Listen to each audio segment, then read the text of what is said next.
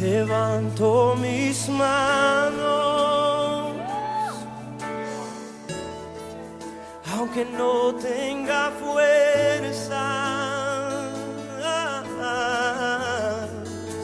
Levanto mis manos, aunque tenga mil problemas. Cuando levanto mis manos, comienzo a sentir. Sean bienvenidos. Damos la gloria y la honra a nuestro Dios por permitirnos estar aquí nuevamente en este primer día de la semana para alimentar, para nutrir nuestra alma, pero también para declarar victoria, la victoria que hemos obtenido durante la semana. Amén. Hoy no es el día de portarnos bien solamente, es todos los días de la semana, ¿sí? Nosotros no tenemos un solo día de santidad, sino que es todos los días. Todos los días. Y hoy es el día de declarar victoria ante nuestro Padre Celestial, pero también es el día de pedirle que nos llene de su sabiduría, que nos llene de fortaleza espiritual para empezar una nueva semana en Cristo Jesús y que nos lleve cada día de victoria en victoria. Amén. Muy bien, hermanos, quiero que me acompañen a una oración y ya entramos entonces en la palabra. Dios y Padre Celestial, Jehová de los ejércitos, delante de tu presencia nos encontramos un grupo de tus hijos humillados, contritos delante de ti, reconociendo nuestra pequeñez, reconociendo nuestras falencias delante de ti y reconociendo nuestra necesidad cada día, Padre Celestial, de tu presencia en nuestras vidas.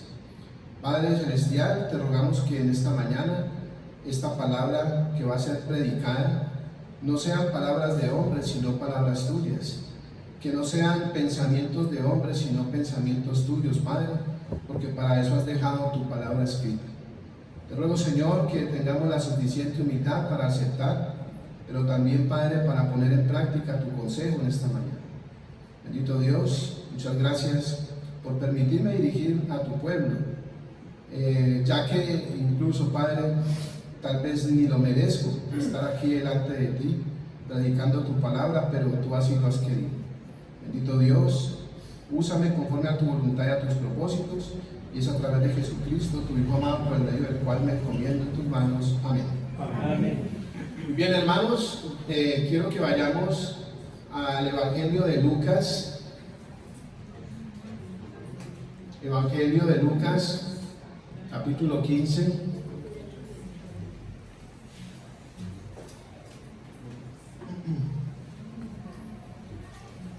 Lucas 15, versículo 1, dice la palabra del Señor así: se acercaban a Jesús todos los publicanos y pecadores para oírle, y los fariseos y los escribas murmuraban diciendo: este a los pecadores recibe y con ellos come.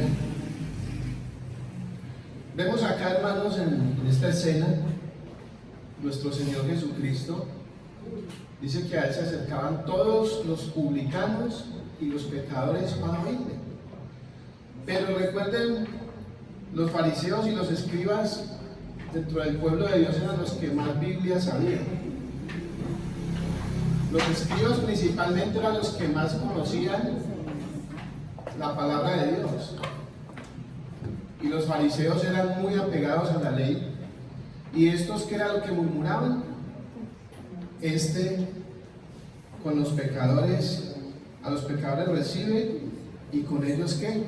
Comen. Porque para los judíos, los publicanos y los pecadores eran personas despreciables, con las cuales ellos no tenían ningún tipo de trato ni amistad. Dice incluso la historia que si los judíos iban de caravana por el desierto y había una tienda donde comprar víveres y esa tienda era de un pecador, preferían seguir sin comida que comprar ahí. Y si en la caravana iban a ir personas que no eran del pueblo de Dios, tampoco iban en esa caravana. ¿Cómo la ven? bien ortodoxos, ¿cierto? Bien santos, puros, no se podían contaminar. Pero vemos aquí una respuesta del Señor Jesús, está en el versículo 7, dice: os digo que así habrá más gozo en el cielo por un pecador que se arrepiente, que por 99 justos que no necesitan de arrepentimiento. ¿Hablando de quién? De la oveja perdida. Y en el versículo 10 dice: así os digo que hay gozo delante de los ángeles de Dios por un pecador que se arrepiente. Hablando de la dracma perdida, de la moneda de valor. Entonces vemos, hermanos, que para nuestro Dios, precisamente aquellos que están perdidos son los que para Él valen más que los justos que ya están ahí, que no necesitan de arrepentimiento. Este tema es en base, hermanos, porque muchas veces nosotros vemos a alguien que se va de la iglesia, porque recuerden que esto no se le puede aplicar a personas inconversas, porque nosotros aplicamos este texto muchas veces a las personas que no creen en Cristo, que nunca han creído en el Señor y que nunca han entrado al redil. Eso no se puede aplicar a ellos, según el contexto no se puede aplicar. Esto se aplica a las ovejas que ya están en el redil, ¿sí? Pero que por alguna razón esa oveja del rebaño en algún momento de su vida, ¿qué? Se descarrió, se desvió del camino. Y nosotros muchas veces pensamos, bueno, si se fue, que le vaya bien. Suerte es que le digo. Y entre más lejos, mejor. Tenemos ese tipo de pensamiento y por allá lo vi. Usted mira la que estaba haciendo, ojalá por acá no vuelva. Así pensamos con la oveja perdida. No pensamos en ir a buscarla, como dice el Señor. Si un hombre pierde una oveja de 100 que tiene, deja las 99 allí y se va a buscar la que se le perdió. Y cuando la encuentra, ¿qué hace? La monta en sus hombros y gozoso viene y la trae a reír. Pero nosotros tal vez no actuamos de esa manera, sino que la oveja perdida antes que se la coma el lobo. Y si va por un despeñadero, démosle la patadita que siga para allá. Eso hacemos con las que están ovejas perdidas, ¿sí? También pone ese ejemplo de la mujer que pierde esa moneda de valor. ¿Y qué hace? Empieza a barrer la casa, a levantar tablas, colchones. Si a usted se le pierde una moneda de oro, ¿qué hace? En la casa. Que usted tenga una moneda de oro o algo de valor, un arete de oro, una cadena, lo que sea, ¿qué hace? Eso que se pierda, eso. ¿Para qué? No. Usted voltea la casa al revés hasta que la encuentre. Y si no la encuentra, se revienta la cabeza pensando qué pasó con mi dije de oro que tenía ahí, mi moneda de oro, mi billete de 50, lo que sea, que para usted sea de valor. ¿Hasta qué? Hasta que lo encuentre. Y cuando lo encuentra, que haga, ay, bendito sea Dios. Gracias a Dios la encontré. Y gozoso riega el cuento en todo el barrio. Ay, ¿se acuerda la calle? Lo que yo le dije, ay, ya la encontré. Ay, ya la encontré.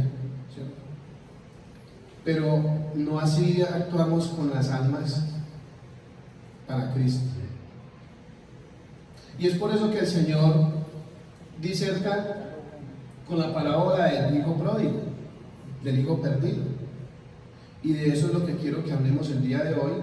Vamos a leer versículo 11, capítulo 15, versículo 11, dice: también dijo, un hombre tenía 2 hijos, y el menor de ellos dijo a su padre: Padre, dame la parte de los bienes que me corresponden. Y le repartió los bienes. No muchos días después, juntándolo todo, el hijo menor se fue lejos a una provincia apartada y allí desperdició sus bienes viviendo perdidamente. ¿Qué hizo uno de los dos hijos? Padre, dame lo que corresponde de mi herencia. Normalmente una herencia, ¿cuándo se da? ¿Cuándo la reciben los hijos? Cuando el papá o la mamá se muere. La herencia no la reciben antes, a no ser que el papá o la mamá decidan dársela, pero normalmente es cuando muere. Y este hijo la pidió estando el papá en vida. ¿Usted se imagina el dolor del papá? Usted me quiere muerto, no me he muerto y ya está pidiéndome la parte de él. Imagínese usted qué dolor para un padre o una madre que le pide una herencia anticipada. Sin embargo, dice la Biblia que el padre repartió los bienes que le correspondían, se los dio. ¿Y qué hizo este hijo? Dice que se fue a una provincia apartada, lejos, y allí desperdició sus bienes viviendo perdidamente.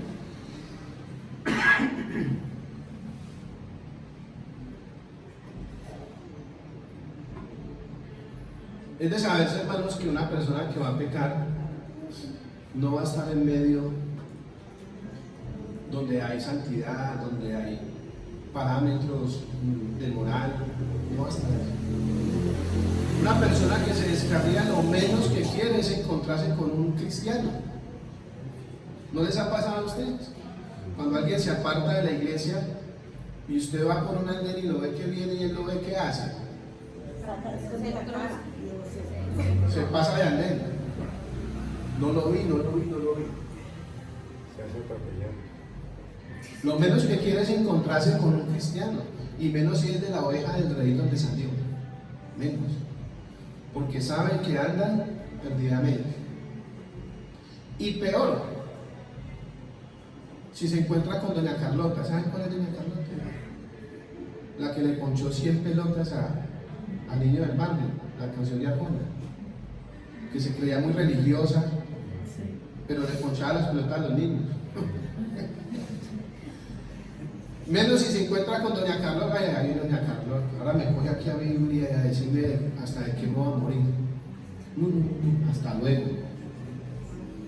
Cuando una persona se descarría y se va de la iglesia, lo menos que quiere es vivir cerca o donde están los hermanos de la iglesia.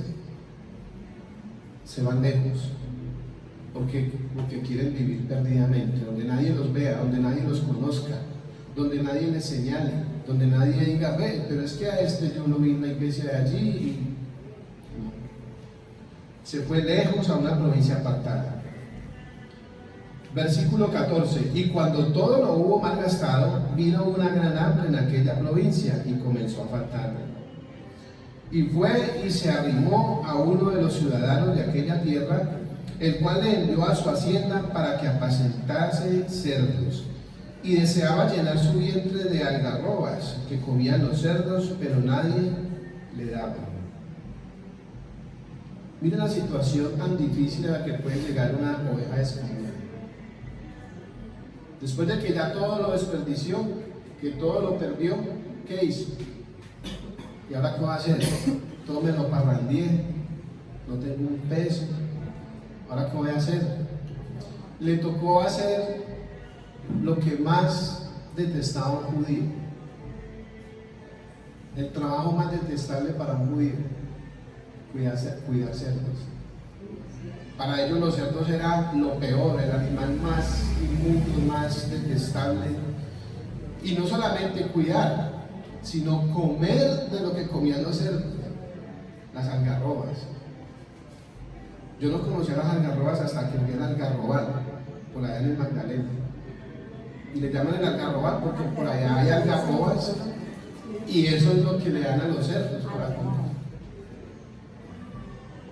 Entonces, este hombre que deseaba llenar su vientre con la comida de los cerdos. Imagínense la condición a la cual llegó. Desear no solamente cuidar cerdos, que era para ellos lo más despreciable, sino también comer algarrobas. Y así es la condición de alguien que se va, se descarría. Le toca hacer cosas que jamás pensó que tenía que hacer estando al lado del Padre. Humillarse ante la gente del mundo, dejarse pisotear, hacer la voluntad de los pecadores, de los que no conocen a Dios, hacerse a ellos, humillarse, imagínese usted. Tremendo. Pero versículo 17 dice: y volviendo en sí, dijo: ¿cuántos jornaleros en casa de mi padre tienen abundancia de pan? Y yo aquí perezco de hambre.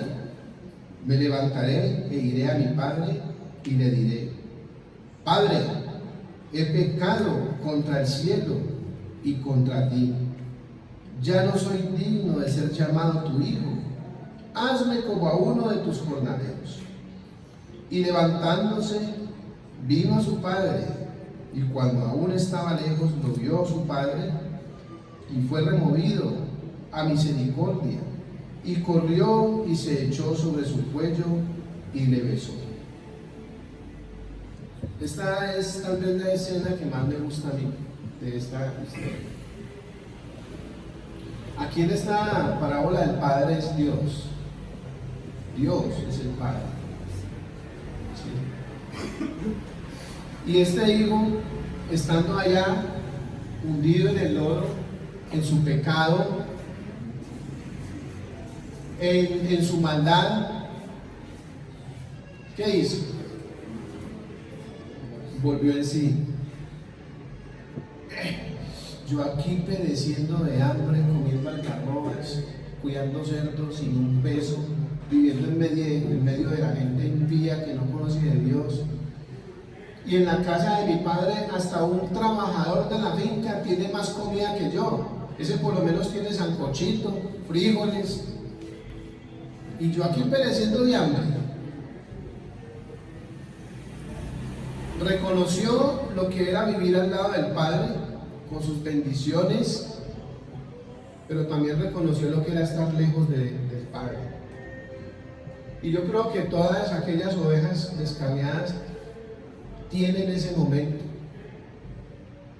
otorgado por Dios para reaccionar, para recapacitar. ¿Cómo es posible que yo haya dejado la santidad de Dios, la comunión con mis hermanos? ¿Cómo es posible que haya yo dejado de tomar la cena del Señor, de confirmar mi fe en el Señor, de darle la total credibilidad a su sacrificio para yo ser victorioso? ¿Cómo es posible que yo dejo todas las bendiciones al lado de mi Dios por estar aquí metido en este fango? Todos yo creo que llegan en ese momento donde Dios les da la oportunidad. Cuando yo llevaba 2 años en el Evangelio, yo me descarrié. Recién bautizado, 2 años, me descarrié. Y me tocó pasar por cosas muy difíciles, apartado del Padre. Vivía en Cartago Valle. Pero cuando toqué fondo, pude analizar todo eso. Y no me importó negocio, que tenía ya un negocio, no me importó nada de lo que había allá. Lo importante era volver al lado del Padre. ¿Sí? Al lado del Padre. Porque el Padre es misericordioso. El Padre es de segundas oportunidades. El Padre está, si usted puede ver aquí en este versículo, como dice el versículo 20, y levantándose vino su padre, y cuando aún estaba lejos, lo vio su padre. O sea que el padre siempre estuvo pendiente de su hijo cuando lo veía llegar. El padre siempre, me lo imagino, en el cerco de la finca, mirando allá a la carretera, ¿cuándo será que mi hijo entra por allá? ¿Cuándo será que mi hijo lo veo llegar con la maletica para decirle lo mal que se portó? Y para recriminarle, y para castigarlo, y para acabarle de sacar la ropa que dejó acá ese muérgano, ese sinvergüenza. Sí, esa buena actitud del padre. No. El padre estaba ahí pendiente. ¿Cuándo será que asoma mi hijo? ¿Cuándo? Y cuando lo vio de lejos, ¿qué hizo?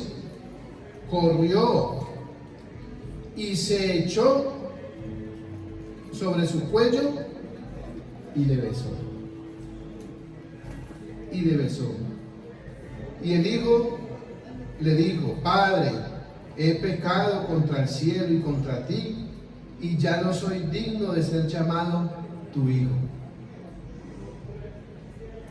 El padre sabe quién está arrepentido, hermanos, y quién no. Porque la palabra de Dios dice hacer frutos dignos de arrepentimiento. Muchas veces pensamos que los frutos dignos de arrepentimiento es el bautismo. Y esos son los frutos. No. Los frutos dignos de arrepentimiento, hermanos, es cuando usted empieza a caminar con Dios. Cuando usted sabe que el camino que llevaba ya no lo puede seguir llevando. Que lo que tiene que cambiar, lo tiene que cambiar. Porque usted ya es una nueva criatura. He aquí todas las cosas viejas pasaron, ahora todas son hechas nuevas en Cristo Jesús. Usted no puede seguir igual. Y cuando el padre ve la actitud de arrepentimiento de este hijo, lo recibe. Pero imagínese usted alguien que viene de vivir perdidamente y que antes venga reclamando, y que antes venga acusando, y que antes venga exigiendo y haciendo sentir mal al padre. No, es que culpable fue usted de yo ser así, de haberme ido. Antes usted me debe, vine fue por el resto de la herencia. No, este muchacho llegó diciéndole al padre: Padre, no soy digno de que tú me llames tu hijo. No soy digno. He pecado contra ti y contra el cielo. Hazme como uno de tus jornaleras. Una actitud humillada. Como decimos coloquialmente, con la colita dentro del rabo. Así como los perritos cuando llegan, ¿cierto? Así.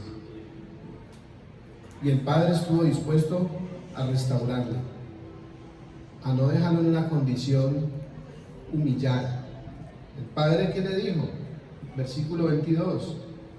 Pero el padre dijo a sus siervos: sacad el mejor vestido y vestidle, y poned un anillo en su mano y calzado en sus pies, y traed el becerro gordo y matadlo, y comamos y hagamos fiesta, porque mi hijo muerto era y ha revivido, se había perdido y es hallado. Y comenzaron a regocijarse. El padre dijo: no, mi hijo, yo ya sé que usted está arrepentido, ya usted pasó la prueba, yo a usted no lo voy a tratar como a cualquiera. Porque recuerden lo que al principio decía el Señor Jesús: hay fiesta en los cielos, ¿por quién? Por un pecador que se arrepiente, por una oveja que vuelve al redil.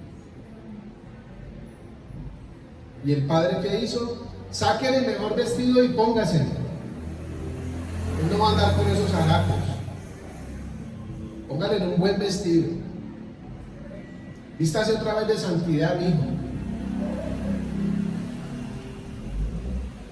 Porque los que estamos en la iglesia del Señor debemos de andar en santidad, no con los harapos viejos, manchados de pecado y de maldad, no. Él quiere que nos quitemos esa vestidura y póngase algo limpio, algo pulcro, porque usted es mi hijo. No se quede con ese harapo. Traigan el anillo, pónganselo. ¿En señal de qué? ¿Quién sabe qué significa eso del anillo ahí en el dedo? Para el hijo. Autoridad. Este es mi hijo y también tiene autoridad. Se le otorgó nuevamente su autoridad. Usted no va a ser como un trabajador. Usted está por encima de los trabajadores. Usted tiene también mi autoridad. Póngale en el anillo. Y calzado en los pies, porque Él nos hace libres. Los únicos que no podían usar calzado eran los esclavos. Y Él era un hijo.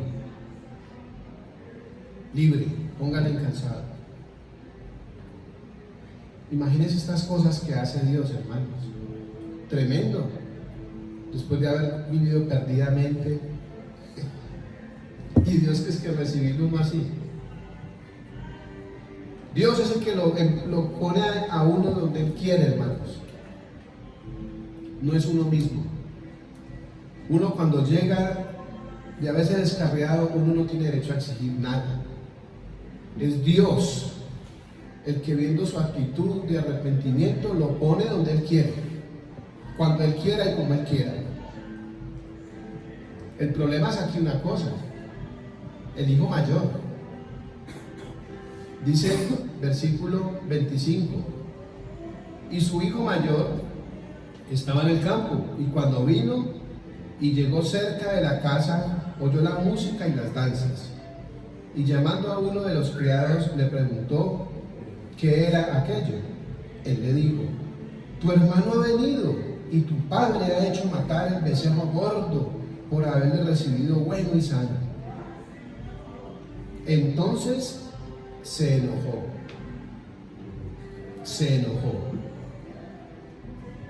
Y no quería entrar. Mire la actitud. ¿Cómo así? ¿Cómo así que fiesta para ese pecador? ¿Cómo así que apareció y entonces le vamos aquí a hacer bombos y platillos? ¿Cómo así? Se enojó, no quería ni entrar. Hermanos, eso para mí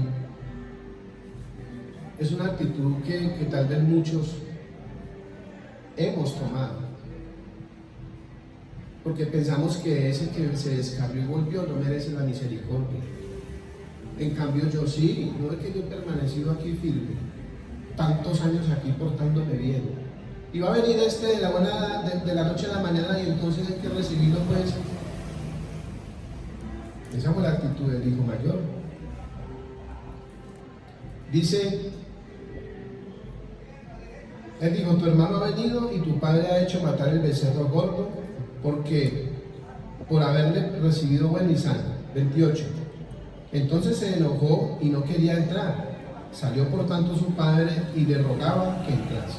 Mas él respondiendo dijo al padre: he aquí tantos años te sirvo, no habiendo desobedecido jamás, y nunca me has dado ni un cabrito para gozarme con mis amigos.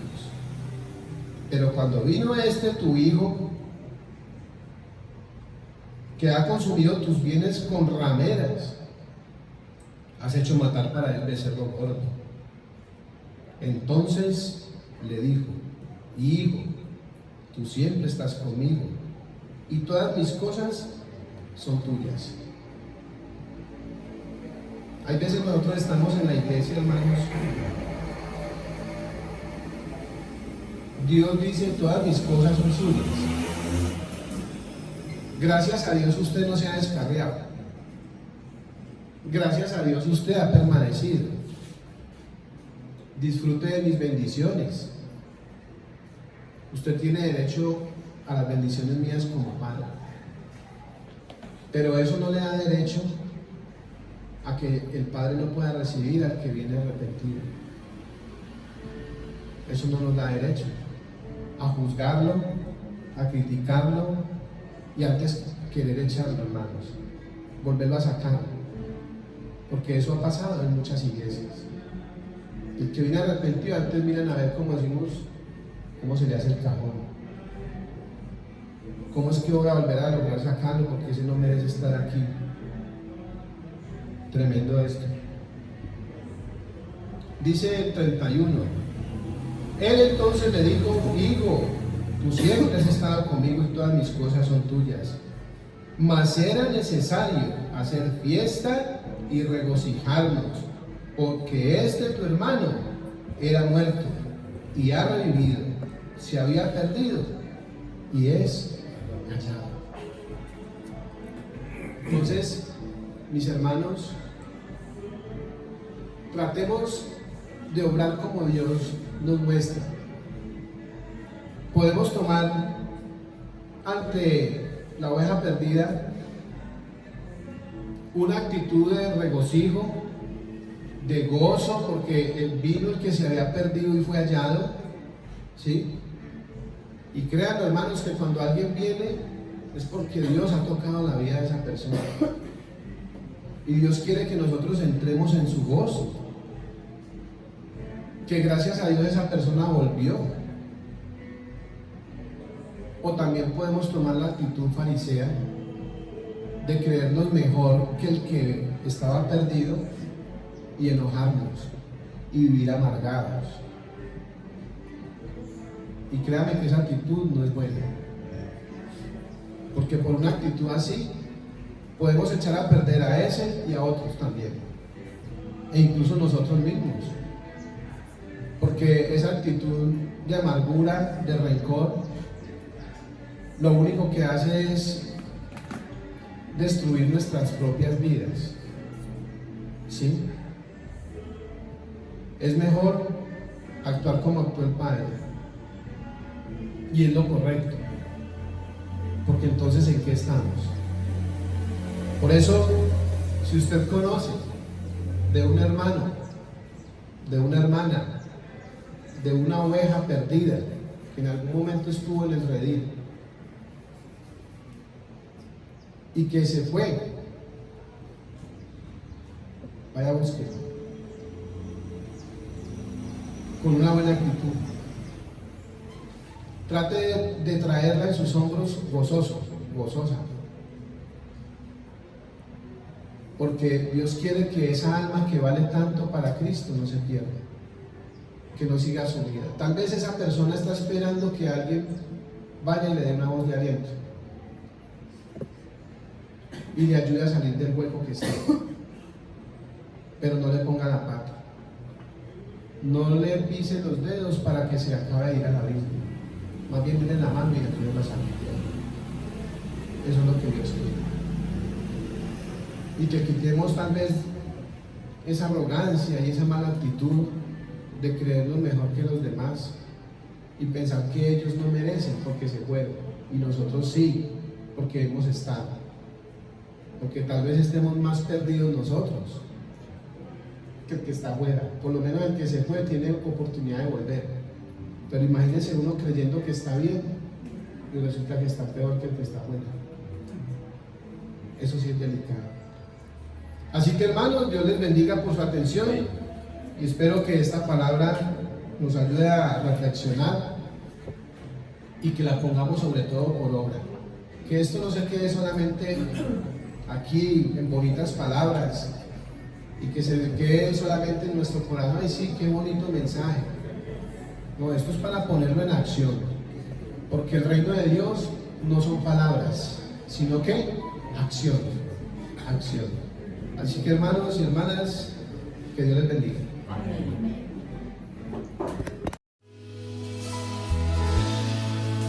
Levanto mis manos, aunque no tenga fuerza. Levanto mis manos, aunque tenga 1000 problemas. Cuando levanto